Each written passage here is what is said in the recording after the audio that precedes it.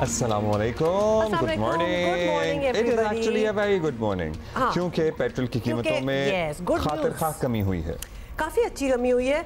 लेकिन जैसे ही जब इतनी अच्छी खुशखबरी मिले ना तो रास नहीं आती और सोचना स्टार्ट हो जाते हैं कि कब तक रहेगी। तो ये भी साथ साथ बता दें कि only for a few weeks हुकूमत ने आज से पेट्रोलियम मसनूआत की कीमतों में बड़ी कमी का ऐलान कर दिया है। अच्छा, अब आपको बताते हैं कितनी बड़ी होती है। पेट्रोल की कीमत में 15 रुपये और 39 पैसे फी लीटर की कमी की गई है। पेट्रोल की नई कीमत है 273 रुपये 10 पैसे फी लीटर। अभी भी बहुत ज़्यादा है वैसे, 273 रुपये 10 पैसे। अंदाज़ा लगाइए कि 15 रुपये और 39 पैसे की कमी के बाद भी हाई स्पीड डीजल की कीमत में 7 रुपये 88 पैसे फी लीटर की कमी हुई है। हाई स्पीड डीजल की नई कीमत 274 रुपये 8 पैसे फी लीटर मुकर्रर की गई है।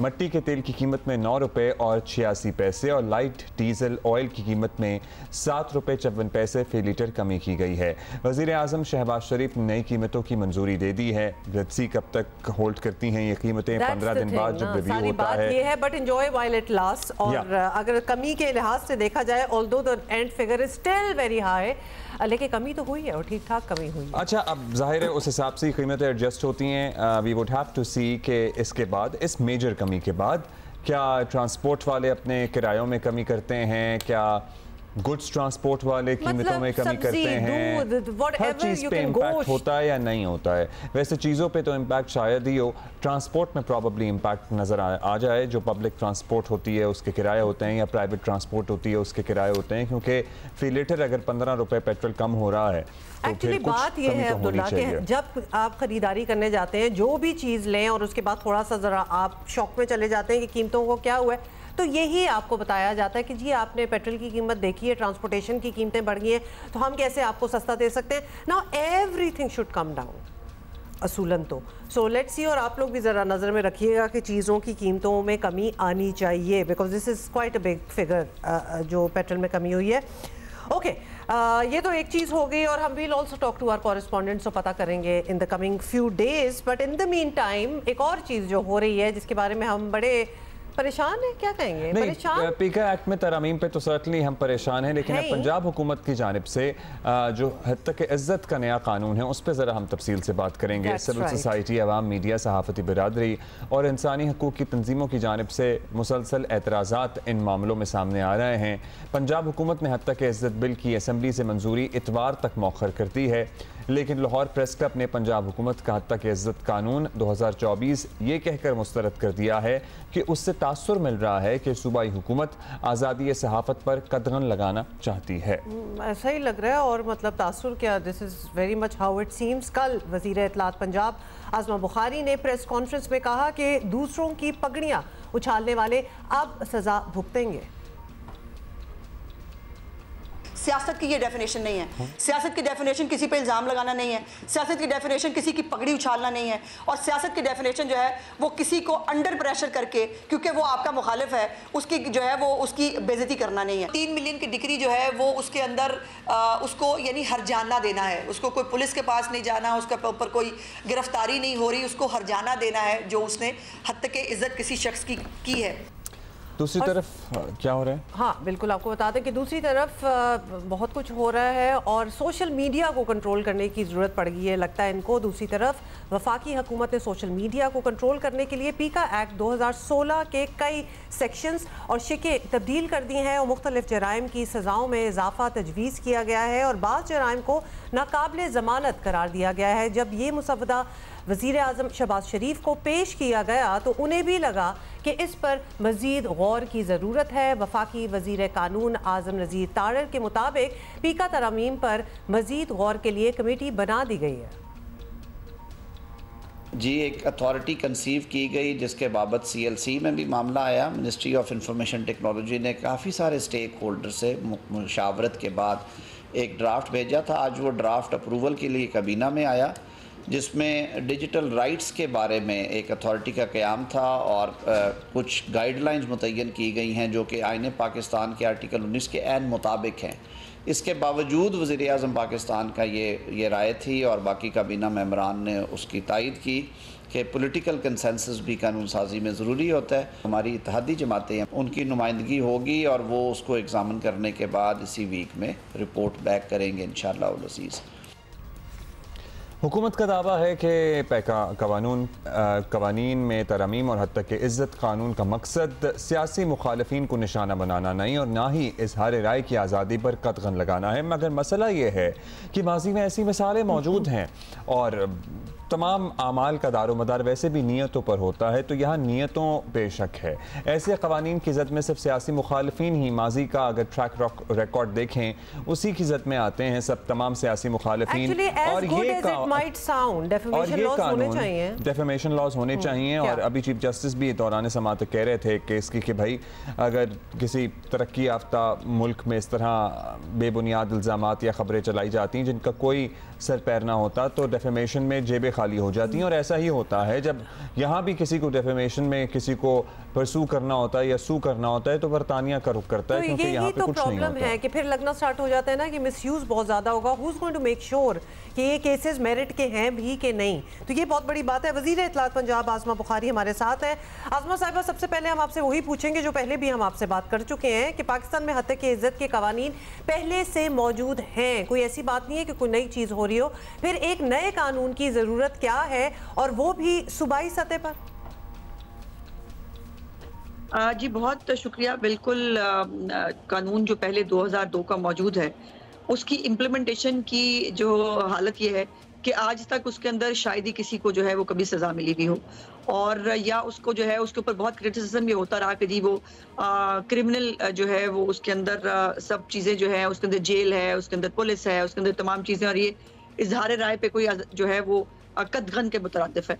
तो इसलिए ये कानून जो है ये एक सिविल नेचर का कानून है, इसके अंदर कोई जेल नहीं है, कोई पुलिस नहीं है, ओनली एक जो अदालत के अंदर एक ट्रिब्यूनल जो बनेगी उसके अंदर एक एग्रीव पर्सन जाएगा और जाकर वो जो है अपनी हत्या की इज्जत का नोटिस जो है वो जमा कराएगा और उसके बाद उसको प्रिस्क्राइब टाइम के अंदर जो 6 महीने का टाइम है उसके अंदर अंदर उसको डिग्री मिल जाएगी जो 3 मिलियन की होगी, 30 लाख रुपए तक जो है वो हर्जाना उस पर किया जा सकता है।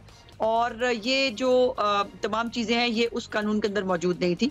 सो एक सिंपल कानून है और हर इंसान को, वो ये कोई सियासतदानों के लिए नहीं है, ये सहाफ़ियों के लिए भी है, ये आम शहरी के लिए भी है।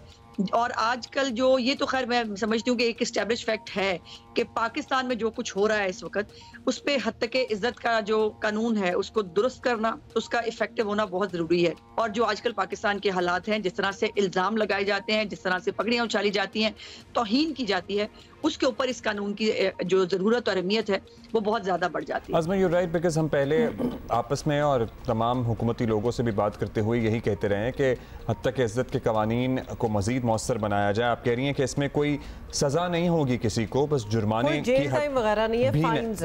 की हद तक ही रखा गया है। अब ये बता दीजिए कि इस पर सहाफ़ियों के एतराज़ात सामने आ रहे हैं और लाहौर प्रेस क्लब की भी हमने बात की। इजहार राय पे कैसे आप मेक श्योर करेंगे कि कोई फ़र्क ना पड़े? सहाफ़ी बरादरी इससे मुतमईन नहीं है। बुनियादी सवाल वो ये कर रहे हैं कि अगर किसी को क्रिटिसाइज़ नहीं कर सकते तो फिर पीछे क्या रह जाता है? नहीं, मेरा ख्याल है कि ये जो है आपकी परसेप्शन ही दुरुस्त नहीं है। तनकीद में और इल्ज़ाम लगाने में और जो किसी की बेइज्जती करने में फ़र्क होता है। तनकीद सार आंखों पे, उसके ऊपर कभी किसी को ना इतराज़ हुआ है ना होना चाहिए, लेकिन तनकीद में और इल्ज़ाम में और जो है वो किसी को एजेंडा बेस्ड तरीके से किसी को मिलाइन करने में फ़र्क होता है। और मैंने तो आज गुजारिश की थी सहाफ़ती बरादरी से, मैंने कहा है कि बराए मेहरबानी पहले कानून पढ़ लीजिए, और कानून पढ़ने के बाद सीएम साहिबा जो है वो बहुत ओपन है इस हवाले से। उन्होंने हुक्म दिया है कि इस कानून को पेंड रखा जाए टिल संडे, और संडे तक जो भी हमारी सहाफ़ती बरादरी की कोई जो भी अगर रिजर्वेशंस है, कोई एक शिक तो बताएं, मुझसे डिस्कस तो करें कि एक सिंपल नोटिस जो है वो ट्रिब्यूनल के अंदर जाएगा, ट्रिब्यूनल जो है वो जज साहब उनको बुलाएंगे, उनका हक दिफा जो है उनको देंगे, उसके बाद उनको 3 पेशियां दी जाएंगी, 3 पेशियों के अंदर वो अपना जो हक दिफा है वो साबित करेंगे और उसके बाद फैसला होगा। ना उसमें कोई पुलिस है, ना लेना है ना देना है, सिर्फ हर्जाना है। इसके ऊपर एतराज किस चीज के ऊपर है वो हम ओपन है जी, बिल्कुल सहाफ़ती बरादरी की तनकीद सर आंखों पर, लेकिन तनकीद बराए तनकीद ना हो, तनकीद बराए इस्लाह हो। चलें, आपने इसको एक दफ़ा फिर, ऑल्दो इसमें बहुत सी बात हो सकती है, लेकिन वील मूव ऑन, क्योंकि सिर्फ इस कानून की बात नहीं, पंजाब के बाद इस्लामाबाद में मशहूर ज़माना पीका कानून को मज़ीद सख्त बनाया जा रहा है और सोशल मीडिया पर सख्त रेगुलेशन भी होगी। हवाले से हम सुन रहे हैं, बतौर सियासी वर्कर आपको नहीं लगता कि ये कानून आज आप अगर अपने एनिमीज पे इस्तेमाल कर लें, लेट सपोज, तो कल आपकी बारी भी आ सकती है। और इनफैक्ट हमने ये circus whatever you want to call it, ये हमने होते हुए देखा भी है। तो बतौर सियासी वर्कर आप कॉन्फिडेंट हैं कि ये सब जो है ये ज़रूरी है, we have to do it? बिल्कुल ज़रूरी है। और जिस तरह से तूफान बदतमीजी सोशल मीडिया पे बरपा है, देखिए पहली तो बात यह है कि पूरी दुनिया के कवानीन, दुनिया के जो है वो सोशल मीडिया देख लें, कोई भी सोशल मीडिया ऐसे शुतर बेमहार नहीं है जैसे हमारे ऊपर है। आप कुछ भी किसी के बारे में कह लेंगे, आप किसी भी के घर की औरत को घसीट लेंगे, आप किसी के मरहूम वालिद को घसीट लेंगे, आप कुछ भी कर लेंगे और उसके बाद जो है वो आप साबित करते रह जाएंगे, आप अपनी सफाइयां देते रह जाएंगे, लेकिन उसको सुनने वाला कोई नहीं होगा। सो हमने जो है वो कभी जो सोशल मीडिया के ऊपर ना इदारे महफूज हैं, ना आम आदमी महफूज है, ना कोई औरत महफूज है, न्यूड तस्वीरें जो है वो लोगों की जो है वो की जा रही हैं। और हमने, मैं बहुत कॉन्फिडेंट इसलिए हूँ कि मेरी पार्टी ने या हमने कभी ये हरकत नहीं की, और अगर हम करेंगे तो यकीनन ये मुझ पे भी लागू होगा, ये सब पे भी लागू हो सकता है। सो हमें अपने माशरे की इस्लाह के लिए, अपनी दुरुस्तगी के लिए, ये इल्ज़ाम की, ये गंदगी की, ये बेहूदगी की जो सियासत होती है, इसको हमें पीछे छोड़ना होगा। अच्छा, एक ये सवाल भी उठ रहा है कि अगर नए कवानीन जिस पे हम डिस्कशन कर रहे हैं और डिस्कशन आगे भी होती रहेगी, इस सब का मकसद इज़्ज़त व हुकूक़ का तहफ़्फ़ुज़ है, तो मुस्लिम लीग नून का जो रवैया आजकल नज़र आ रहा है वो ये है कि अदलिया को बाकायदा हदफ बनाया हुआ है। तो क्या आपके नए कवानीन में ऐसी गुंजाइश सबके लिए होगी? जी, मैंने पहले ही कहा कि सबके लिए गुंजाइश है, लेकिन हमने कोई हदफ नहीं बना रखा है। देखिए, ये जो इस्लामाबाद में हो रहा है वो दो इदारों के बीच की एक बात है, और उसके अंदर अब एक साइड से एक सच आ रहा है तो दूसरी साइड से दूसरा सच भी तो आएगा ना। हम इल्जाम तो नहीं लगा रहे किसी के ऊपर, अगर हम इल्जाम लगाएंगे तो यकीनन हम भी जवाब दे होंगे। हम तो कुछ सवालात पूछ रहे हैं, एक वन साइडेड जो है वो पोर्ट्रे किया जा रहा है, वन साइडेड जो है वो इल्जाम लगा के मासूमियत जो है वो की जा रही है। तो हम पूछ रहे हैं, सिर्फ सवालात पूछ रहे हैं कि जी बाकी जो मातहत अदलिया है उसके ऊपर जो प्रेशराइज होते हैं उनका क्या होगा, और कुछ जो है वो डॉक्यूमेंट्स में गालिबन कुछ जो है वो जिसका जिक्र किया जा रहा है कि जी कुछ वाकयात हुए हैं, उसके डॉक्यूमेंट्स को जो है पूछा जा रहा है। तो उसके ऊपर जो है वो हमने कोई कतई तौर पर ना अदलिया की हम कोई तस्दीक कर सकते हैं ना, कभी ये भी मतमैन नजर रहा है। लेकिन अगर एक साइड से एक स्टोरी जो है वो पेंट की जा रही है तो हमेशा दूसरी साइड भी होती है स्टोरी की। शुक्रिया आपका। आज़मा बुखारी साहब हमारे साथ मौजूद थी, अभी हमारे साथ मौजूद हैं फरिया अजीज़, शी इज़ विद अस। और फरिया है बानी बोलो भी डिजिटल राइट्स ऑर्गेनाइजेशन है। फरिया, अभी आपने भी बात सुन ली होगी, आज़मा बुखारी साहिबा से बातें हो रही हैं, डेफेमेशन लॉज की डेफिनेटली ज़रूरत थी भी, उनकी एक अवेयरनेस की भी ज़रूरत है, इम्प्लीमेंटेशन की भी सही तरीके से ज़रूरत है। आज़मा साहिबा ने बड़े टिक मार्क की चीज़ें कि ऑब्वियसली हर किसी को अपना दिफा करने की ज़रूरत भी है अगर गलत इल्ज़ाम उन पर लगा हो। आप बताएं कि व्हाट्स कंसर्निंग यू, क्या चीज़ है जो आपको लग रहा है कि सही नहीं हो रही, स्टेक होल्डर्स को बीच में इन कॉन्फिडेंस नहीं लिया गया, it could have been done in a better way, बताइएगा। जी, हमें देखिए, मैं तो इधर से शुरू करूँ कि बिल्कुल ज़रूरत नहीं है। कवानीन मौजूद हैं, उनमें जो खामियां हैं उनका पहले जायज़ा लें, क्योंकि इनको तो इस्तेमाल किया जा रहा है। जो सिविल डेफेमेशन का कानून है, क्रिमिनल तो आप छोड़ दें, उसका भी इस्तेमाल किया गया है लोगों को चुप कराने के लिए, और ख़ास तौर पर उन खवातीन के खिलाफ जो कहती हैं हमें हिरासा किया गया है। तो ये भी ज़रा तवज्जो इस तरफ दे दें। और दूसरी बात ये जो कह रहे हैं कि इसमें क्या खामियाँ हो सकती हैं, ज़रूरत है, वक्त है, और हमने संडे तक का टाइम दिया। ये कहाँ होता है जब हमें हवाले दिए जाते हैं कि और ममालिक में कंसल्टेशन होती है, ड्राफ्ट्स आते हैं, टाइम दिया जाता है। यहाँ पे क्या 4 दिन की टाइम दे दिया कि अब दे दें और उसके बाद हम ले आएंगे। इसमें खामियां हैं। यहाँ पे ट्राइब्यूनल्स आपने सेटअप कर दिए, चाहे ये फौजदारी निज़ाम ना भी हो, 30 लाख रुपए तक के जुर्माने हैं। किसके पास हैं ये पैसे एक किसी कमेंट की बुनियाद पे भरने के लिए, चाहे ये अपर लिमिट ही हो।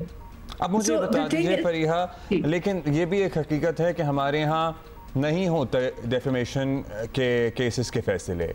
आज तक आपने किसको सुना है सिवाय इसके कि उसने हर्जाने का दावा दायर कर दिया, किसी केस का फैसला आया हो? और जाहिर है कि लोग तनकीद करने से भी नहीं कतराते, चाहे मैं हूँ, आप हों, कोई भी हो। इस तरह का सारिफ का, कंज्यूमर का या बुनियादी इंसानी हुकूक का तहफ़्फ़ुज़ तो नहीं है ना। हमारे इवन मीडिया इदारों ने भी डेफेमेशन में किसी को परसू करना हो तो बरतानिया जाना पड़ता है, क्योंकि यहाँ कुछ होता ही नहीं है। तो फिर क्या करें? देखिए, ये आप कानून का इतलाक किस तरीके से होता है, यहाँ पे भी अगर ट्राइब्यूनल होगा, वहाँ पे अपॉइंटमेंट अब हुकूमत और चीफ जस्टिस नाम देंगे, फिर वो मशावरती तौर पे इसको करेंगे, तो उसी प्रोसेस के जरिए ये क्या गारंटी है कि वो भी प्रोसेस उसी तरीके से 6 महीने में केस का फैसला तो आ जाएगा। और देखिए, नहीं कहाँ फैसला, ये तो देखें पीका का कानून किस लिए लाए थे कि इसमें खवातीन को हिरासत किया जाता है। अभी भी जो बुखारी साहिबा के कमेंट्स हैं कि कोई तस्वीर वगैरह, आप पहला केस उठा के देख ले, कराची में जो पीका का 5 साल लगे कन्विक्शन के लिए, जो FIR ने फाइल भी घुमा दी। तो यहाँ पे आप कानून पे कानून ले आते हैं, जो जहाँ से इम्प्लीमेंटेशन होनी होती है वो आप ठीक नहीं करते। ये नहीं है कि कानून मौजूद नहीं है, कानून आपने किस तरीके किस लिए इम्प्लीमेंट किया वो एक अलग चीज़ है, और खवातीन को किस तरह इससे मिला तहफ़्फ़ुज़ वो एक अलग चीज़ है। उसका जायजा ही लिए बगैर आप और मजीद कवानीन लेकर आ रहे हैं। और दूसरे बरतानिया की मिसाल हम बहुत देते हैं कि वहाँ पे फैसले हो जाते हैं, बिल्कुल डेफेमेशन के फैसले होते हैं, वहाँ पे पकड़ है, लेकिन उधर क्या टैबलॉइड कल्चर मिट गया है? वो मोनार्की को जिस तरीके से धज्जियां उड़ा के रख देते हैं, हम इत्तेफाक नहीं करेंगे उससे, लेकिन ये भी परसिस्ट करता है डेफेमेशन के कवानीन होने के बावजूद। तो हम करना क्या चाह रहे हैं? एक्चुअल हार्म्स हैं, बिल्कुल आप एड्रेस करें। किसी सिटीजन का एक्सेस है, उसके किसके पास ये रसाई है कानून तक कि हम वकील कराएं, नोटिस भेजें? ये सिर्फ एक एलीट के पास ऑप्शन है, और जिसके खिलाफ इस्तेमाल किया जाता है उनके पास भी ये वसाइल नहीं होते कि हम बेसिकली आपकी बात सुन के 2-3 चीजें सामने आ रही हैं। एक तो आप कह रही हैं दीज लॉज ऑलरेडी एग्जिस्ट, तो उनको रिविजिट करना चाहिए था असूलन, और उनमें जो चीज़ें ठीक हो सकती हैं वो करनी चाहिए। दूसरी आप कह रही हैं कि this is being done in a very hurried way, at least हमें भी टू बी वेरी ऑनेस्ट यही लग रहा है कि बहुत जल्दी जल्दी चीज़ें हो रहा है। तीसरी चीज एक मैं पॉइंट आउट करूं, it is in hurried way and इनकी मैल इंटेंट। देखिए, ये सारा सोशल मीडिया फोकस आ रहा है, तमाम कवानीन कि डेफेमेशन लॉ के अमेंडमेंट्स वगैरह। आप अगर देखें कि यहाँ पे जो जर्नलिस्ट की डेफिनेशन है, हैरानकुन बात तो ये है कि जब प्रोटेक्शन की बात होती है, जर्नलिस्ट प्रोटेक्शन लॉज, वहां पे आप कहते हैं नहीं वी लॉगर जर्नलिस्ट नहीं होता, ये जर्नलिस्ट नहीं होता, लेकिन जब आप डेफेमेशन की बात कर रहे हैं तो सारे जर्नलिस्ट हो जाते हैं, मीडिया पे है वो सहाफ़ी है। तो ये जो तजाद है कि प्रोटेक्शन के हद तक तो आप नहीं मानना चाहते कि उनको प्रोटेक्शन। आपको फरिया पे लग क्या रहा है कि हदफ क्या है हुकूमत का? ये जो सारी चीजें हो रही हैं, अपनी तरफ से वो कन्विंस करने की कोशिश भी कर रहे हैं, कुछ चीजें, कुछ पॉइंट्स जो हैं वो कन्विंसिंग भी लगते हैं, लेकिन क्या ये फेक न्यूज को टैकल करने की कोशिश हो रही है या अपने ऊपर तनकीद, क्रिटिसिज्म को रोकने की कोशिश हो रही है? आपको क्या लग रहा है कि what's the peg, where are they getting at? देखिए, फेक न्यूज़ की आड़ में तनकीद को बंद करने की कोशिश हो रही है, और ये जो पीका वाला मॉडल था कि कुछ अच्छी चीज़ें या तहफ़्फ़ुज़ के नाम में हम वो शिकें भी साथ ले आएँ जो लोगों को पकड़ने के लिए इस्तेमाल की जाएंगी, और जो हमने देखा हुआ कोई बोनाफाइडी नहीं थी। पीका के वक्त भी नून की कोई स्टैंडिंग ही नहीं है इस वक्त ये कहने की कि ये कोई बोनाफाइडी अटेम्प्ट है, क्योंकि ये हम देख चुके हैं अमली तौर पे कि पीका का इस्तेमाल यही जमात लेकर आई थी और इस तरह से क्या हुआ। और देखें, जो इक़्तिदार में होता है वो ये करता है, जो अपोजिशन में जाता है वो इन्हीं कवानीन का निशाना बनता है। इन्हीं के खिलाफ पीका का इस्तेमाल हुआ, अब फिर उसमें तरमीम कर रहे हैं। बिल्कुल, सबको याद है 2016 में कैसे आया था, फिर कैसे इन्हीं के खिलाफ इस्तेमाल भी हुआ था। अब ये ट्राइब्यूनल्स वाली बात पे दोबारा आते हैं, आपको क्या लगता है कि ट्राइब्यूनल्स बना के जल्दी जल्दी केसेस को मंतकी अंजाम तक पहुंचाना, क्या इसका मकसद सिर्फ यही नज़र आता है कि सज़ाएं दिलाई जाएं अपने प्रॉबली सियासी मुखालिफिन को, या मुखालिफिन को क्या मकासद आपको इसमें मुबैना तौर पर नज़र आते हैं?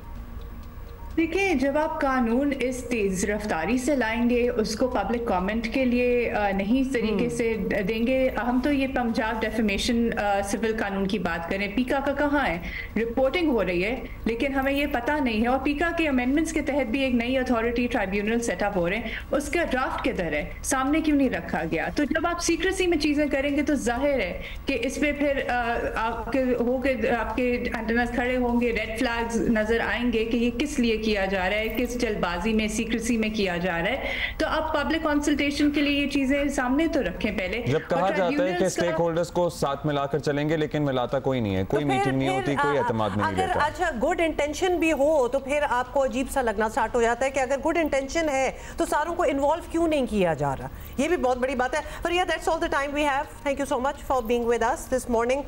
आप लोगों के जो भी कमेंट्स हैं, फॉर सम रीजन आज मेरा ट्विटर चल रहा है, so please do write to us. Abdullah, are you on VPN और समथिंग चलता है आपका? I am on VPN. क्योंकि लोगों के कुछ कमेंट्स आना भी स्टार्ट हो गए हैं। डेफिनेटली ये मुझे लगता है कि किसी भी केस को क्या टाइम फ्रेम होना चाहिए, मतलब किसी अगर कोई कॉम्प्लिकेटेड केस हो जिसमें वाकई वक्त लग सकता है, तो उसमें अगर हम 6 महीने का टाइम फ्रेम सेट कर देंगे, हो सकता है उसमें इंसाफ ना हो सके। हाँ, लेकिन 5 साल इज आल्सो टू मच। जिस तरह के फरिया बता रही थी, एक एग्जांपल जो उन्होंने दिया है, क्या कोई इस तरह, मतलब 6 महीने मुझे लगता है ये वो चीजें हैं जिन पे डिबेट होनी चाहिए, बात होनी चाहिए। मसला ये है कि इस पे सजेशंस ली जानी चाहिए, इसमें सबको एतमाद में लिया जाना चाहिए। अगर लाहौर प्रेस क्लब के या एटसेट्रा के कुछ तहफ्फुज़ात हैं तो आप सबको बिठा के बात करके मसाइल हल कर सकते हैं। मतलब वही वाली बात ना हो जाए ना कि जो हम कोई चीज बना रहे हैं, लॉ बना रहे हैं और वो थोपा जा रहा है बाकियों पे कि अब इसको मानो।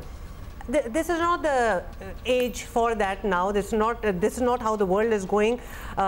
पब्लिक डिस्कोर्स होनी चाहिए इस पे डेफिनेटली। Let's talk cricket. और पाकिस्तान टीम को आयरलैंड के खिलाफ ही सही, लेकिन एक अरसे बाद सीरीज जीतना नसीब हुआ और दौरा आयरलैंड से कौमी टीम को ताना मारा नहीं, फैक्चुअल बात। अच्छा, ओके, नो ताना देर, अगर आपको लगा है तो क्या हो सकता है। तो कौमी टीम को काफी हद तक ये अंदाजा हो गया है कि कौन सा खिलाड़ी इस वक्त कितने पानी में। अब ये भी ताना नहीं था, ये भी है ताना, ये रियलिटी है भाई। क्या हो गया अब टीम का अगला पड़ाव आपको पता ही है, इंग्लैंड में है, और जहां 22 मई से 30 मई तक 4 मैचेस की T20 सीरीज होगी। इंग्लिश टीम आयरलैंड से बिल्कुल मुख्तलिफ मिजाज भी रखती है और तजुर्बा भी, और पाकिस्तान को वर्ल्ड इवेंट में एतमाद के साथ दाखिल होना है, तो इंग्लैंड से सीरीज जीतना बहुत ज़रूरी है। और कप्तान बाबर आजम का ये कहना है कि तसलसल जो है जीत का हम बरकरार रखेंगे।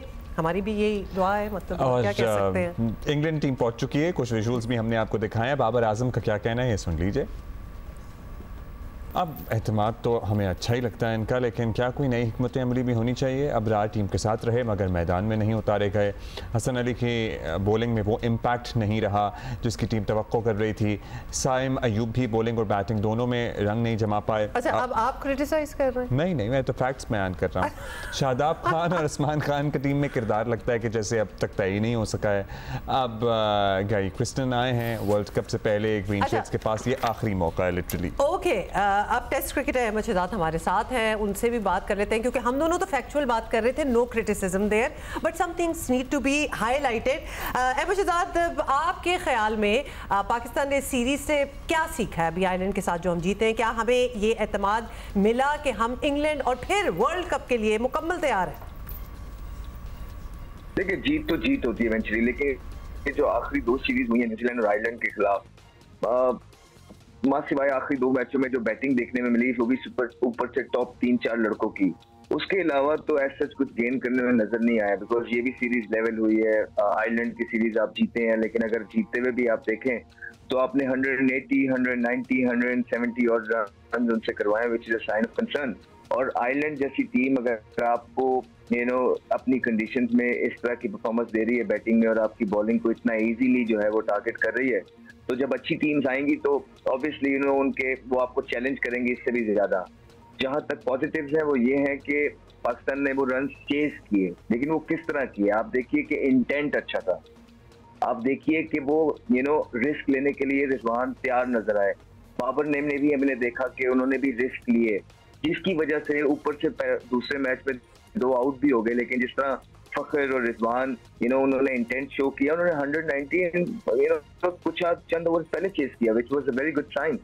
और लास्ट तीसरे मैच में भी अगर आप देखें जिस तरह रिजवान ने इंटेंट शो किया, बाबर आए, उन्होंने भी थोड़ी देर बाद जो इंटेंट शो किया, दैट वाज कमेंडेबल। और यही हिकमत अमली है जो आगे आपको लेके चलनी है मॉडर्न डे क्रिकेट में, और इसी से ही आपकी जीत बनेगी, और कोई चांस है नहीं आपका। अच्छा, अब अहमद, आयरलैंड के खिलाफ ये तजर्बा भी किया गया कि बजाय शादाब और अबरार के इमाद और साइम्स पे स्पिन बॉलिंग करा ली जाए। अब मकसद यही होगा अपेरेंटली कि बैटिंग और लंबी चल जाए, तो क्या बड़ी टीमों के खिलाफ भी ये स्ट्रैटेजी हमारी कामयाब रह सकती है?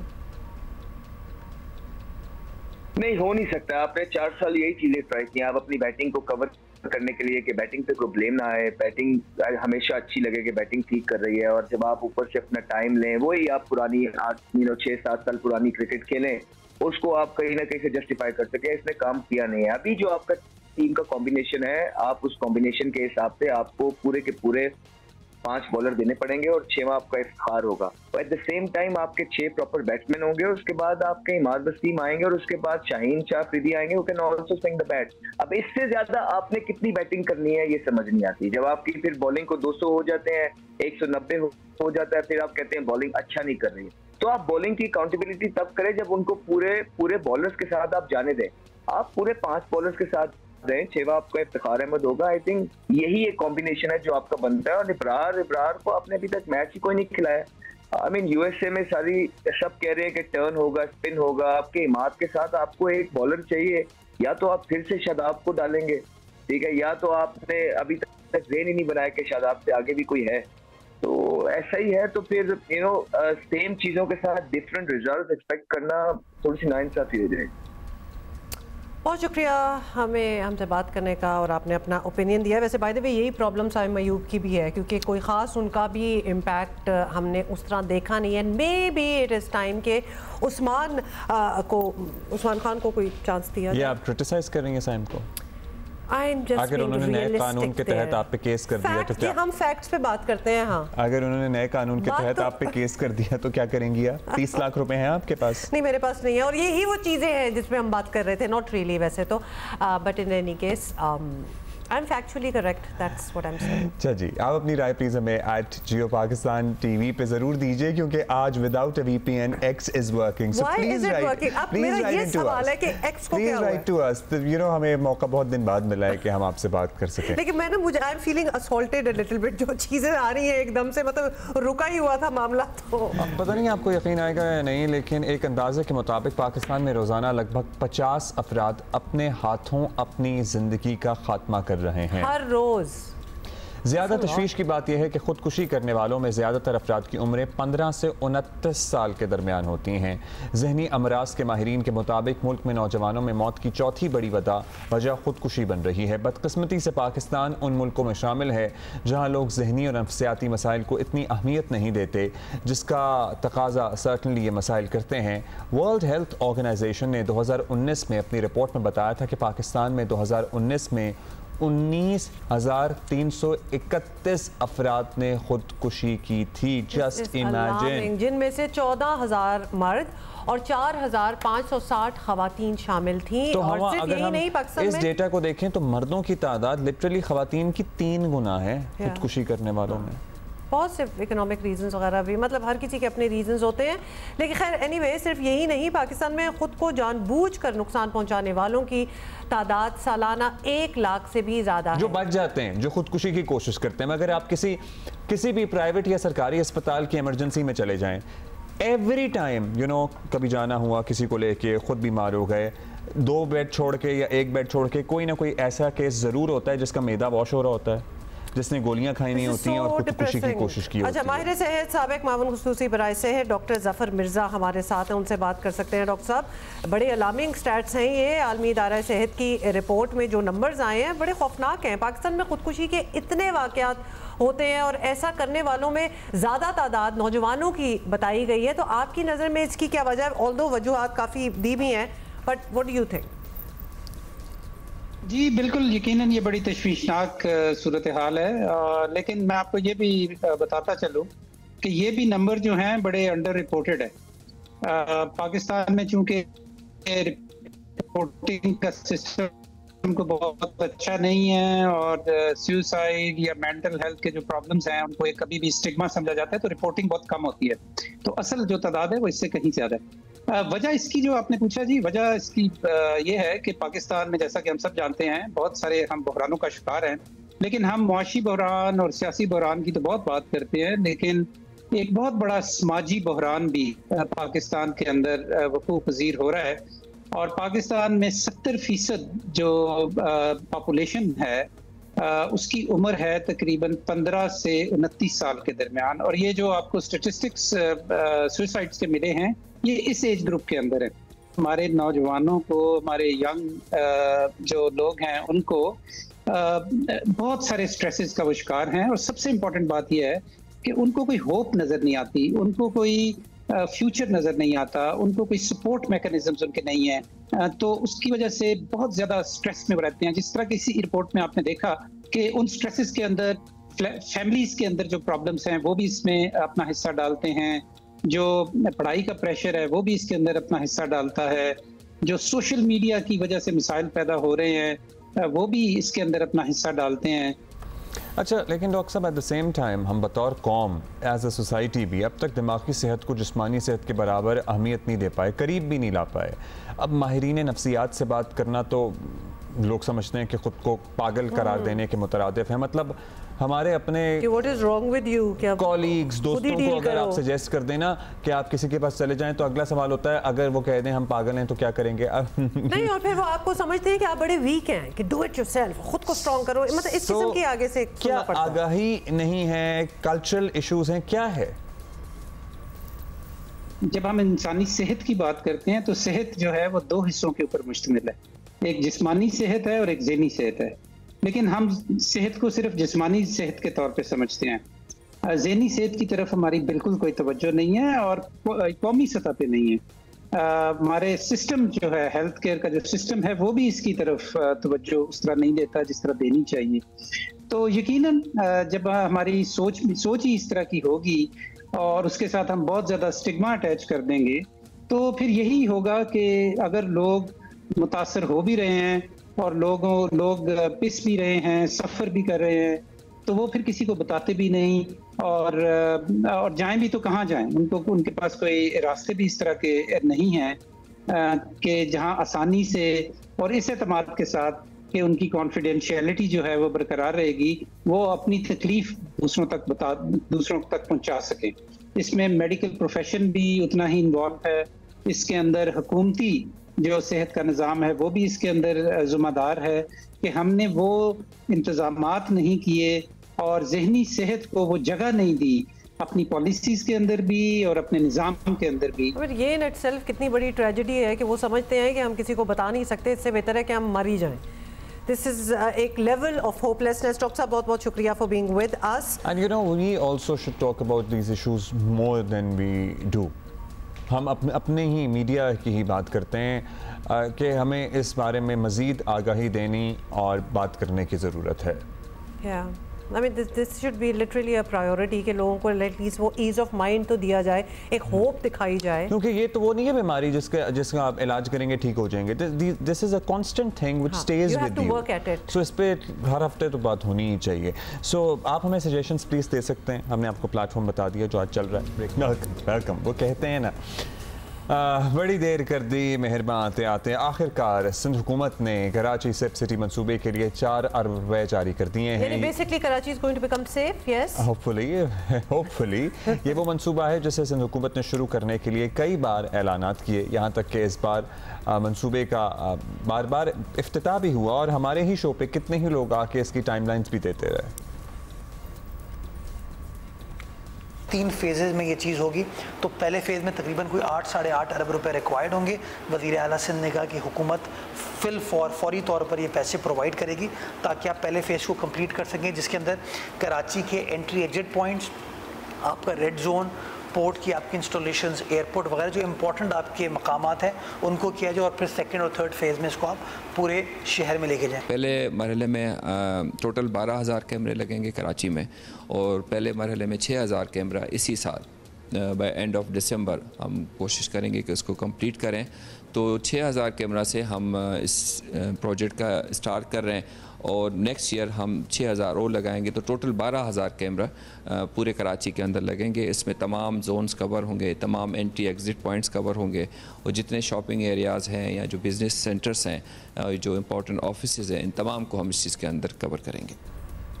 खैर एनीवे, खुशी की बात यह है कि कराची सेफ सिटी प्रोजेक्ट पर पहली संजीदा पेशरफ्त हो ही गई और कहा जा रहा है कि मंसूबा 2.5 साल में मुकम्मल होगा। अगर माजी से हटकर वाकई मंसूबे पर संजीदगी से काम होता है तो शहर में स्ट्रीट क्राइम को रोकने में बड़ी मदद मिलेगी, क्योंकि स्ट्रीट क्राइम इस वक्त कराची का सबसे बड़ा और संगीन मसला है। आपको याद दिला दें कि रवा साल 60 से ज़ायद अफराद स्ट्रीट क्रिमिनल्स के हाथों कत्ल हो चुके हैं। They have been killed because of this। और सेफ सिटी मंसूबे के तहत नाइट विजन, चेहरे की शनाख्त और गाड़ी की नंबर प्लेटों की रिकॉर्डिंग के साथ तस्वीरें लेने की सलाहियत वाले कैमरे लगाए जाएंगे, जिसकी बहुत ज़रूरत है। लाहौर और इस्लामाबाद में सेफ सिटी मंसूबे के बाद ना सिर्फ स्ट्रीट क्राइम में कमी आई बल्कि जराइम पेशा अफराद तक पहुँचने में भी पुलिस को बड़ी मदद मिली। सो वी आर होपिंग कि ये सब कुछ हो जाए इंशाल्लाह, तो कराची भी बदल सकता है और बेहतरी इसी पे बात करेंगे कि कब तक हो सकता है। वज़ीर इत्तलात सिंध शर्जील मेमन साहब हमारे साथ मौजूद हैं। शर्जील साहब, बहुत पीछे नहीं जाते, अभी 2 साल पहले की बात है कि सेफ सिटी प्रोजेक्ट के लिए 8 अरब रुपए जारी करने का बताया गया था।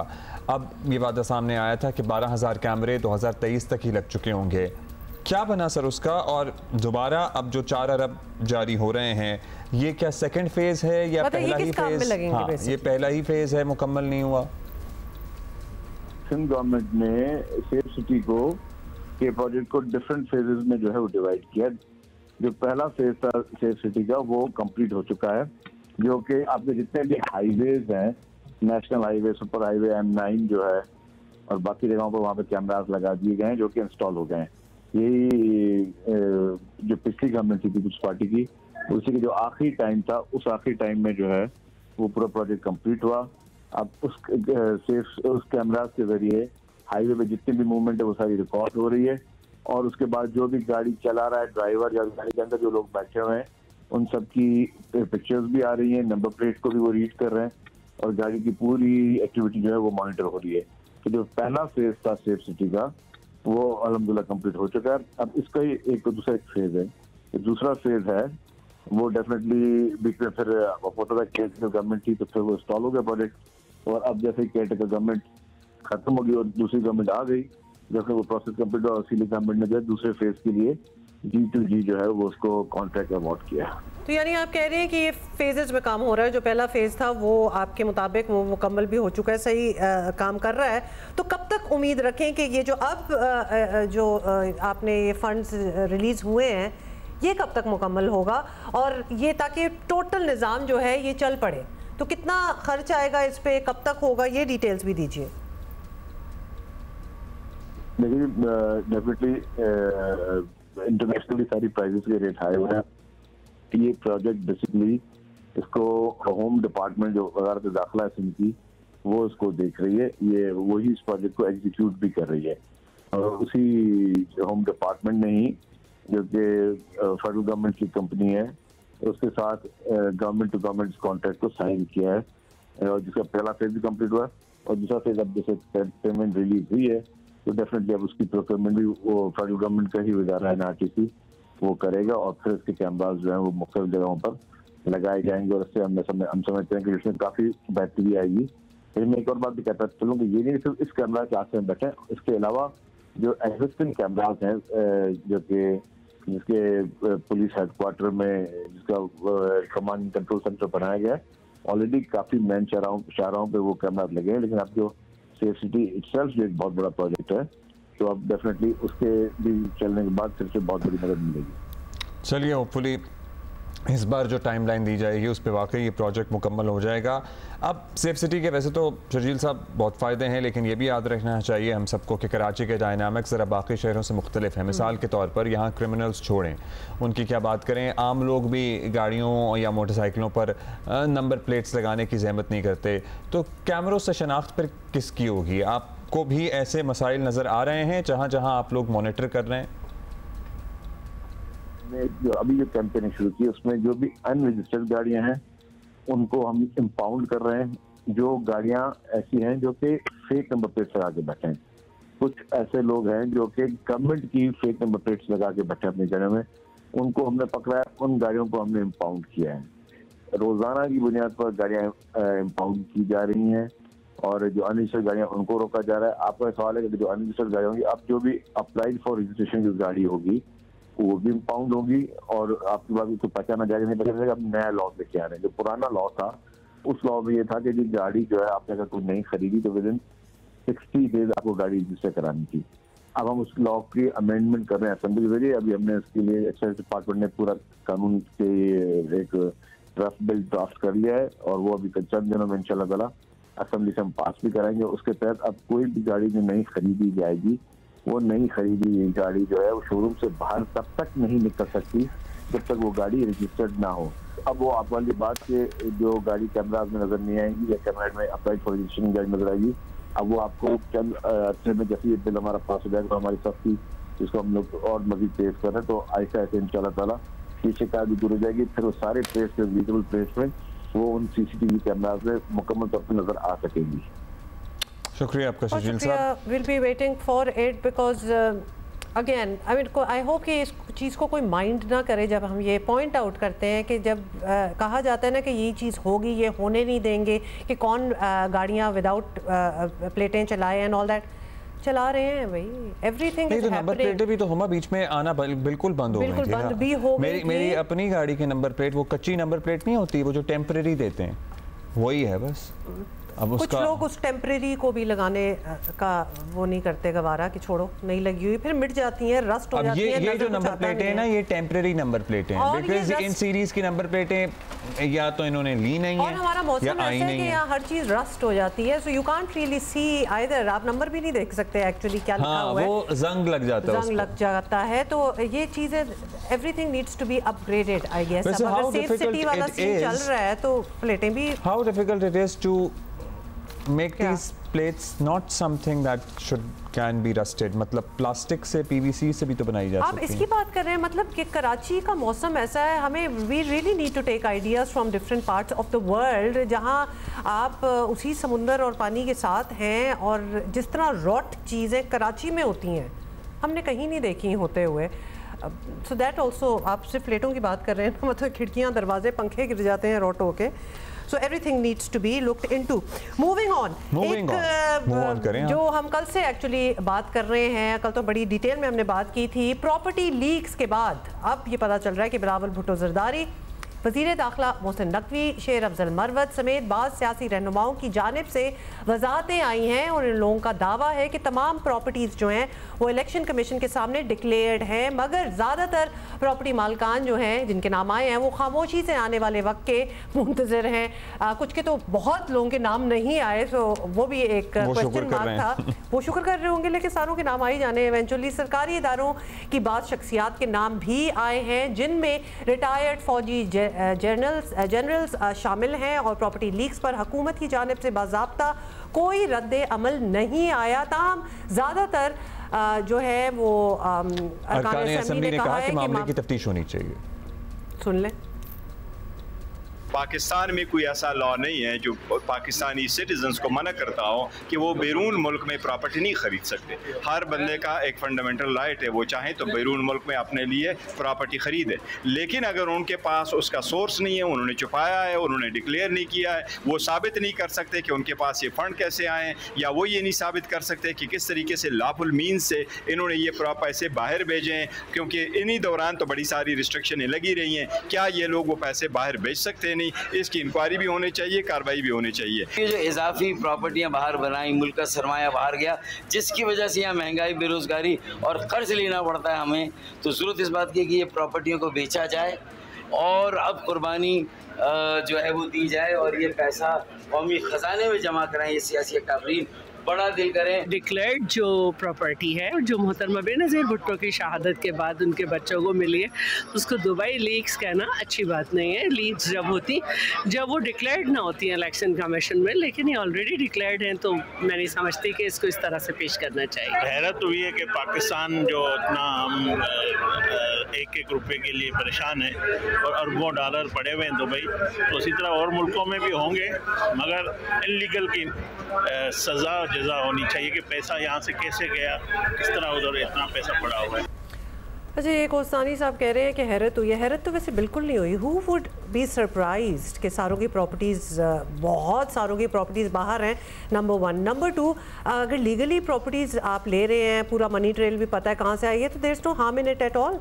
मतलब जिसके पास जितनी जायदाद होगी वो दुनिया में कहीं चाहे जो चाहे वो यॉट रखे या गाड़ियाँ, प्रॉपर्टीज़, इट डजंट मैटर। लेकिन लीगली और वो ट्रेल जो है वो, मतलब अगर आपसे पूछा जाए तो आप बता सकें कि how you got that money and how you bought that properties. अब जिनका क्वेश्चन मार्क है कि पता ही नहीं है कि कहाँ से आए, कहाँ गए, अब तफ्तीश या तहकीक का हमारा ये हाल है कि पाई टैक्स जमा करने के लिए दिन रात हलकान होने वाला फेडरल बोर्ड ऑफ रेवेन्यू चुप बैठा हुआ है। हम फिर वाजे कर दें कि ज़रूरी नहीं है कि जायदाद बनाने के लिए कोई गैर कानूनी तरीका इस्तेमाल किया हो, जैसे हम अभी बता रही थी।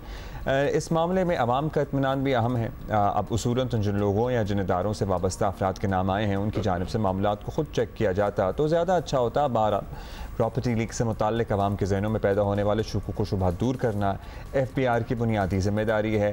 अब इसे आवाम को सर्टनली बताना चाहिए कि जो पैसा बाहर गया है वो किसी लीगल चैनल से गया है या नहीं गया किसी लीगल चैनल से। बट इसकी कितनी इन्वेस्टिगेशन हो सकती है, और ये बहुत इंपॉर्टेंट बात है। दूसरा, बहुत से आइडियलिस्ट का कहना है कि बात तो ऐसी होनी चाहिए कि मुल्क से बाहर जाने की ज़रूरत ही क्या पड़े, कितना आइडियल सिचुएशन हो मुल्क के अंदर कि इधर ही प्रॉपर्टी लें और इधर इन्वेस्ट करें, and that would be good for the country as well. लेकिन are we really going to talk about that? मैं देख रहा हूं अगेंस्ट ऑन सोशल मीडिया लोग, मतलब एक मीडियोकर लेवल का बिजनेसमैन आपको होना, अगर आप हों तो आप दुबई में प्रॉपर्टी ले सकते हैं जी, ठीक है। मतलब लोग हमें चूँकि आदत है लोगों की पगड़ियाँ उछालने की भी, तो वो लोग जो जिनके कारोबार अपने बड़े बड़े इस्टेब्लिश हैं उनके बारे में भी लोग बहुत से सवालात कर रहे हैं कि करप्शन का पैसा, इल गॉटन मनी। बट जिन लोगों के नाम नहीं आए और जिनका ना सियासत से कोई ताल्लुक है, अच्छा, ना किसी इदारे से कोई ताल्लुक है, they are people that we know around us जो कि अच्छे लेवल के सिर्फ बिजनेसमैन हैं, and they have got you know small apartments in Dubai, and then you pick and choose where you want your property. आप छोड़ दें कि मुल्क से बाहर जाएंगे, मुल्क के अंदर भी इतने शहर हैं जहां जिसको बेहतर लगता है कि मेरी इन्वेस्टमेंट जो होगी सेफर होगी उधर, तो मैं उधर इन्वेस्ट कर दूंगा। मुल्क में भी आप बट वो FBR में डिक्लेयर्ड होनी चाहिए चीजें, यू नो। अगर आपके पास तो है तो आपको अपने टैक्स रिटर्न में वो जरूर मेंशन करना चाहिए। उसको छुपाने का या मैंने तो किया नहीं मैं अगले साल कर देता, उसका कोई जवाब नहीं है। अच्छा, अशरफ मलकाम हमारे साथ हैं। अशरफ, सबसे पहले तो आपसे ये पूछ लें कि जिन्होंने स्टेटमेंट्स आ गए कि जी हमने तो डिक्लेयर किए हुए हैं, इलेक्शन कमीशन में भी, FBR को भी पता है, हमारी प्रॉपर्टीज़ तो हैं, वो तो साइड पे हम थोड़ी देर के लिए रख देते हैं। जिन लोगों ने अभी तक रिएक्ट नहीं किया, जिनके नाम भी आए हैं, वहाँ आपको लगता है कि there is cause for concern, और वो किस चीज़ में इंतजार में बैठे हैं वो भी बता दें कि भाई डिक्लेयर्ड है? ये पहला केस नहीं है, इससे पहले भी अगर आपको याद हो दुबई लीज का केस आया, दुबई प्रॉपर्टीज का केस आया था, उस पर मैंने बहुत मेहनत की थी। FBR से वो लिस्ट चली, FBR से होते हुए FI तक पहुंच गई, FI जाके उस पर स्टॉप लग गया। तो जो लोगों के नाम नहीं है वो लोग ज्यादातर बिजनेसमैन होते हैं, सियासतदानों के नाम आ जाते हैं, डिप्लोमेट्स के नाम आ जाते हैं, पॉलिटिशियंस के नाम आ जाते हैं, लेकिन जो एक्चुअली जिनके पास ज्यादा पैसे होते हैं, ज्यादा चंक होता है जिनके पास, उनके नाम कभी मंजर यहाँ पे नहीं आते। नंबर उनके नाम सामने आ भी जाएं उन पे कोई किसी को पता नहीं चलता कि वो कौन इस तरह के उन्होंने नाम रखे होते हैं। अब इसमें बार बार सवाल उठता है कि बाहर दुबई प्रॉपर्टीज क्यों खरीदेगी, इसका क्या किया जाए। एक तो जैसा कि आपने बिल्कुल ठीक कहा, लीगली हर सिटीजन का हक है, उसका फंडामेंटल राइट है कि वो जहाँ चाहे वो प्रॉपर्टी खरीदे, जिस रेट पे मर्जी खरीदे, उसकी एक बिल्कुल कानून ने उसको तहफ़्फ़ुज़ दिया हुआ। लेकिन सवाल ये उठता है कि 11 अरब डॉलर की कुल मालियत बनती है, ये रकम पाकिस्तान से बाहर कैसे गई? पहला सवाल इन लोगों से पूछना चाहिए, आपने इससे स्टेट बैंक की परमिशन ली थी? अगर ली थी तो स्टेट बैंक से पूछना चाहिए क्यों आपने परमिशन दी इस काम के लिए, किस मकसद के लिए पैसे बाहर भेजे गए थे। अभी जो लोग लीगल ट्रेड करते हैं, जिन्होंने इंपोर्ट्स करनी होती हैं, लोगों के स्कूल की फीस है, मेडिकल के लोगों की इशू है, पेशेंट बीमार है, पैसे बाहर कुछ सालों में नहीं गए, के लिए बहुत मुश्किल रहा है। ये जो लोग आराम से प्रॉपर्टी खरीदने के लिए लेके जाते हैं, इनको कैसे ये पैसे बाहर पहुंच गए, और जब फिर वो साबित करें। नंबर पहला स्टेप, किस तरह ये पैसे बाहर पहुंचे, स्टेट बैंक की परमिशन थी कि नहीं थी? अगर परमिशन थी, सेकंड ऑप्शन बनता है कि FBR पूछे आपने जो पैसे हैं, हाउ यू गॉट इट, आपने किस तरह के पैसे कमाए, इसी कमाई पे आपने इसी रेशो से टैक्स दिया कि नहीं दिया। अब इस पे अगर इन्वेस्टिगेशन करनी हो तो बहुत सख्त इन्वेस्टिगेशन हो सकती है, बहुत एक मुश्किल प्रोसेस होगा। लेकिन जिस तरह के नाम सामने आए हैं, जो जैसा कि मैंने पहले अर्ज किया कि कुछ साल पहले भी दुबई की प्रॉपर्टीज आई थी, उसमें मैंने बड़ी लंबी चौड़ी काम की थी।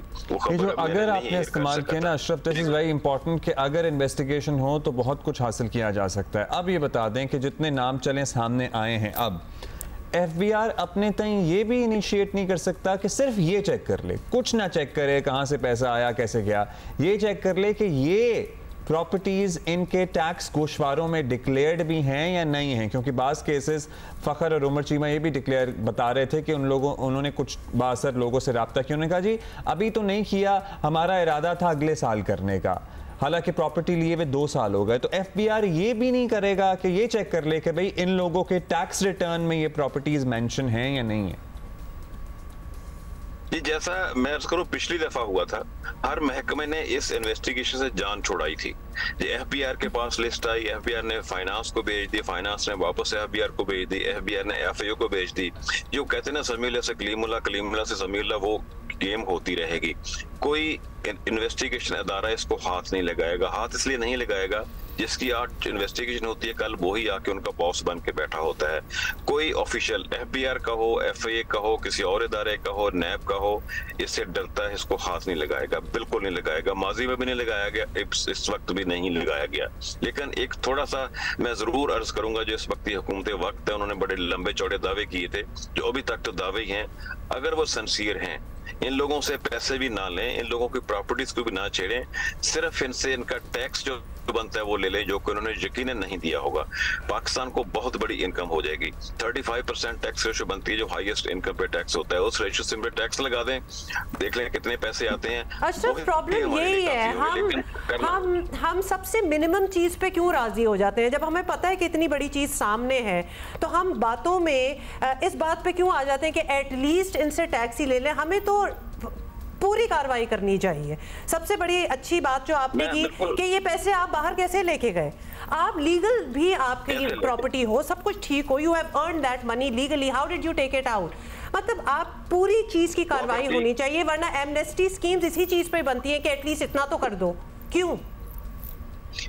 हुमा आपने बिल्कुल ठीक कहा। देखें, यहाँ हमारे पास लोग आए, आपसे भी लोगों ने अप्रोच किया होगा, लोगों के पेशेंट हैं, लोगों ने इलाज करवाना है, बच्चों की स्कूल की फीसें हैं, जाने की इजाजत नहीं है। यूनिवर्सिटी में जिनके बच्चे पढ़ते हैं बाहर और उनके वालिदैन यहाँ अच्छा कमाते हैं, वो करोड़ों की फीसें हैं, वो भेज नहीं पाते लीगली थ्रू बैंकिंग चैनल, उनके paid tax paid banking channel से पैसे बाहर भेजने होते हैं, नहीं भेज पाते।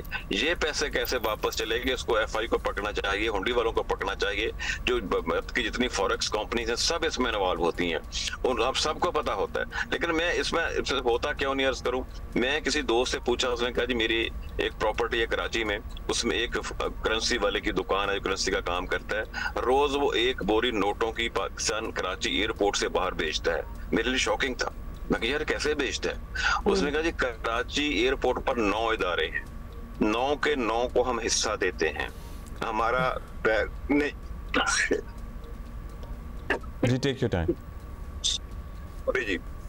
जी 9 इदारे हैं, हम तो इसी पे जी 9 इदारे हैं जिनमें जो लोएस्ट है वो अशरफ टेक योर टाइम, आप अपना गला क्लियर करने हैं, आपने हमें इतनी इंफॉर्मेशन दी है। 1 मिनट देंगे, you take your time and then we will अभी तो we have to digest all the information you give us. तो पहले तो हम उसी पे कर लें। दूसरा सवाल अशरफ से अभी दोबारा बात होगी तो हम ये भी पूछेंगे कि अशरफ हमारे साथ हैं।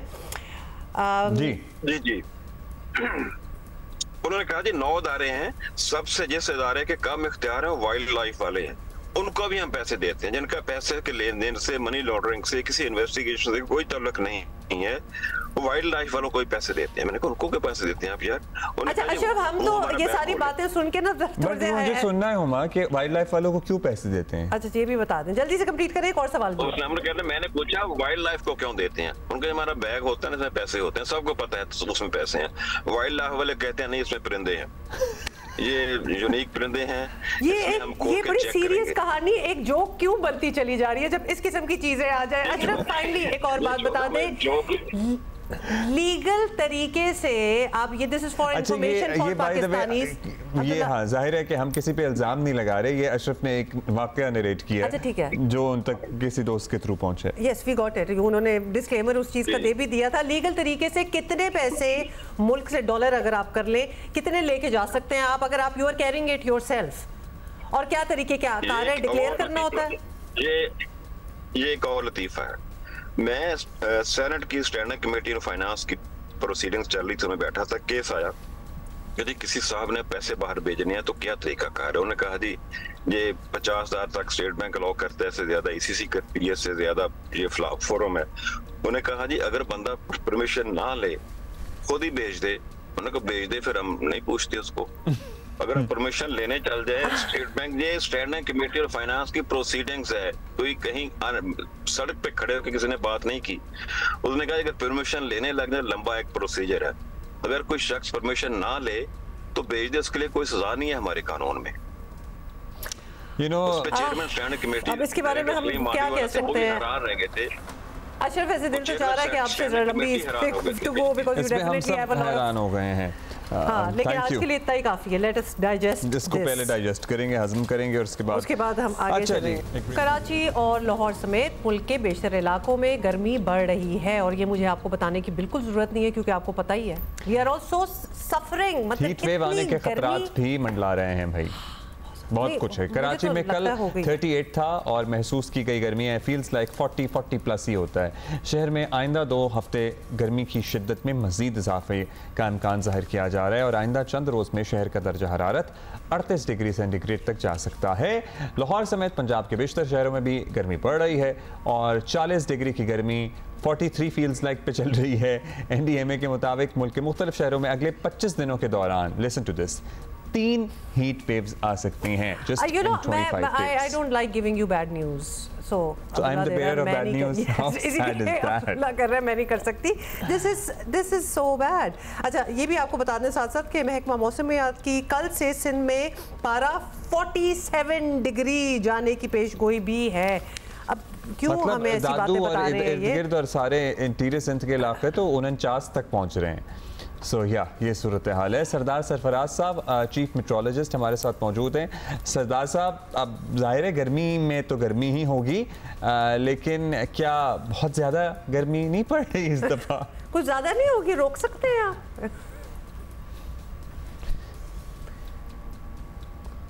सरदार साहब की आवाज़ नहीं आ रही है। सरदार साहब आप अपना माइक प्लीज चेक कीजिएगा, वी कांट हियर यू। जी, नाउ वी कैन। जी, थैंक यू वेरी मच। देखिए, मई और जून रवायती तौर पे गर्म तरीन महीने होते हैं पाकिस्तान के बेशतर शहरों में, सिवाय बिल्कुल एक्सट्रीम नॉर्थ को छोड़कर बाकी तमाम ही इलाकों में मई और कहीं पर जून गर्म तरीन महीना होता है। तो जाहिर है गर्मी के महीने हैं तो गर्मी पड़ेगी, लेकिन आने वाले दिनों में चूँकि मौसम बिल्कुल ड्राई रहेगा, अभी 1-2 दिन कोई हल्की सी वेव है बलूचिस्तान के चंद इलाकों में, हल्की बारिश और इसी तरह से KP के चंद इलाकों में और फिर गिलगित बल्तिस्तान में उधर, तो उस जब तक एक्चुअली अप्रैल के आखिर तक आपने नोट किया या मई के पहले हफ्ते में भी एक वेस्टर्ली वेव एक तरह से एक के बाद एक आती रही, तो उसके नतीजे में माइल्ड वेदर रहा, बहुत ज़्यादा गर्म नहीं रहा। अब चूँकि आगे बिल्कुल ड्राई है, क्लाउडलेस स्काई रहेगा बेशतर दिनों में, तो इसलिए गर्मी की शिद्दत बढ़ जाएगी और हीट वेव लाइक सिचुएशन होगी बिल्कुल 20 से अनवर्ड। 20 जो है मई से लेकर 27 मई तक एटलीस्ट पंजाब भर के मैदानी इलाके और सिंध के तमाम इलाके, कराची को छोड़कर। कराची में तो हॉट एंड ह्यूमिड वेदर होता है, लेकिन हीट वेव की यहाँ अभी कोई इस तरह का खदशा नहीं है। अलबत्ता बाकी सिंध में वही 44 से 46 और अगले दिनों में तो 48 से 50 तक जा सकता है टेम्परेचर। हो सकता है 50 को भी कुछ इंडिविजुअल पॉकेट्स में क्रॉस कर जाए। बलाई सिंध, खासकर दादुल, अड़काना, जेकोबा, नवाबशाह और उधर पंजाब में DG खान और राजनपुर और साथ में बावलपुर, रहीमियर खान और खानपुर के जो पट्टी है मुल्तान से नीचे इन तमाम एरियाज में शदीद गर्मी पड़ने का है। 20 मई से लेकर 19 मई से कह सकते हैं, 19 से लेकर 26 या 27 तक। तो मई के आखिर में कुछ बारिशों की हम तवक्को कर सकते हैं, तो उससे पहले तो गर्मी रहेगी बेशतर जगहों में और ये जस्ट मतलब बिल्कुल हीट वेव की सूरत हाल होगी। ये आप इसको सरदार साहब, ये आपको लगता है ये नॉर्मल है? मतलब हम अगले 25 दिनों में NDMA का कहना है 3 हीट वेव्स आएंगी एंड ऑल दैट, ये बिल्कुल हम एक नॉर्मल तरीके से चल रहे हैं, यही हमारा समर होता है। क्योंकि हर गर्मी में, हर साल की जब गर्मियाँ पड़ती हैं तो हमें लगता है पिछले साल से ज़्यादा है या ज़्यादा जल्दी आ गई है, और ऐसी भी खबरें थी हो गई है कि 2023 अब तक का गर्म तरीन साल रिकॉर्ड किया गया है, तो 24 भी ऐसा लगता है उसी पैटर्न पे जा रहा है। जी बिल्कुल, ये बात तो खैर अब एस्टेब्लिश हो चुकी है और रिपोर्ट्स में पब्लिश हो चुकी है बाकायदा कि 2023 गर्म तरीन साल था दुनिया में उसके। लेकिन आप अभी तक अगर आप पैटर्न वो कंपेयर करें, ठीक है वो तो पब्लिश हो गई रिपोर्ट्स, तो हम उससे कम है इस वक्त, हम जरा बेहतरी में हैं अगर कंपैरिजन हो पिछले साल की गर्मी से। जी जी, देखिए इस साल गर्मी पाकिस्तान में एक तरह से लेट आई है। अमूमन आपको अगर 2022 याद हो तो 2022 में मार्च के वस्त से गर्मी पड़ना शुरू हो गई थी, वो बहुत अर्ली आ गई थी 2022 में। मार्च के वस्त से लेकर जून के वस्त तक 3 महीने मुसलसल गर्मी रही थी, और उसमें मेरे ख्याल में बेशतर स्टेशनों पर 40 दिनों से ऊपर यानी इतना दुरानिया था, तकरीबन 40 से 45 दिन तक टेम्परेचर 40 से ऊपर गए थे। उस लिहाज से इस दफ़ा देर से आई है गर्मी, यानी मई के अब जाके एक तरह से बहुत गर्म मौसम शुरू हुआ। पहला हफ्ता मई का ठीक ही गुजरा और अप्रैल तो कूलर रहा है पाकिस्तान में in contrast to the world का अप्रैल जो है ना, पूरी दुनिया का अप्रैल गर्म तरीन महीना रहा है कोरेस्पॉन्डिंग टू प्रीवियस अप्रैल्स। लेकिन पाकिस्तान में लकीली चूँकि बारिशों का सिलसिला रहा तो हमारे यहाँ अप्रैल कूलर देन एवरेज रहा है, कोई 0.1 डिग्री या 0.8 डिग्री या 1 डिग्री तक तकरीबन इतना। तो अब मार्च में ज़ाहिर है गर्मी पड़ना शुरू हो गई है। तो अब असल में जो क्लाइमेट चेंज की जो सिनेरियो है ना, इसके मुताबिक अब जो यानी जो अंडर चेंजिंग क्लाइमेट आपका टेम्परेचर ग्लोबली भी और पाकिस्तान का भी आप कह सकते हैं कि तकरीबन 1 डिग्री राइज उसमें देखने में आ रहा है पिछले सालों के मुकाबले। नहीं तो फिर ग्लेशियर्स पिघलेंगे, फिर सैलाब आएंगे, ये सब कुछ भी तो उससे जुड़ा ही है।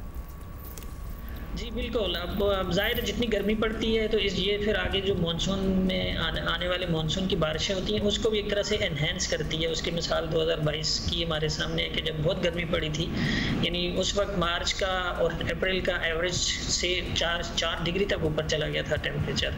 तो अभी तो मार्च और अप्रैल ठीक गुजरे, लेकिन अब मई लगता है कि उसी ट्रेंड पे जा रहा है और आगे जून में भी इस तरह की गर्मी है, क्योंकि जून में भी बारिशें उतनी तवातर से नहीं है, खासकर पहला हाफ जून का हम कह सकते हैं। तो इसलिए 15 जून तक एटलीस्ट ये गर्मी आपको देखने को मिलती रहेगी। सो मॉनसून कब से शुरू होगा? 15 जून ऑनवर्ड्स मॉनसून देखिए यूजुअली तो बहुत अर्ली हो तो जून के आखिरी हफ्ते में शुरू होता है पाकिस्तान में, लेकिन उससे पहले अमूमन 10 जून के बाद कुछ प्री मॉनसून बारिशें यानी जब वेस्टर्ली। चलें फिर आपको हम तंग करते रहेंगे जब हमें गर्मी ज्यादा लगेगी। थैंक यू सरदार साहब, लेकिन अगली बार बात करें तो कोई अच्छी खबर दें हमें प्लीज। नॉट दैट आपका कसूर है। बताना आपको यह कि मुत्तहिदा अरब अमारात का माहौलियाती माहिरीन के लिए ब्लू वीज़े के ऐलान के बाद बहुत से माहौलियाती माहिरीन ने, आप हैं एनी चांस बनने का इरादा? इतने सालों से आप लोग देख ही रहे हैं, कितने कंसर्न है तो हो गए ना थोड़े से। हाँ, बतौर इनाम ब्लू वीज़ा 10 साल का रिहायशी वीज़ा होगा। अमाराती नायब सदर, वज़ीर आज़म और दुबई के हुक्मरान शेख मोहम्मद बिन राशिद ने सोशल मीडिया पर ब्लू वीज़े के इजरा का ऐलान किया।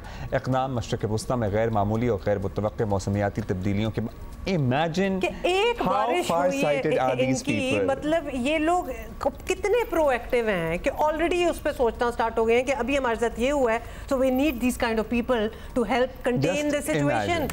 कमाल है हमें क्लाइमेट चेंज एक्सपर्ट्स चाहिए अपने शहर में, अब दुबई में हमें चाहिए, हम उन्हें इंसेंटिव देंगे, वो आए हमारे पास रहें, because we need these people. अभी एक बारिश के बाद पूरी पॉलिसी तब्दील हो गई, वीज़े का इजरा होना शुरू हो गया। I love how they work वैसे, despite all the other things that people might say. In any case, जल्दी से आपको ये भी बता दें, अच्छा नहीं बताएंगे क्योंकि अब कल बताएंगे ना, कल बताएंगे। अब मैं बता रही थी, उन्होंने कहा टाइम नहीं रहा। We are going to see you tomorrow, inshallah. Take care. Stay safe.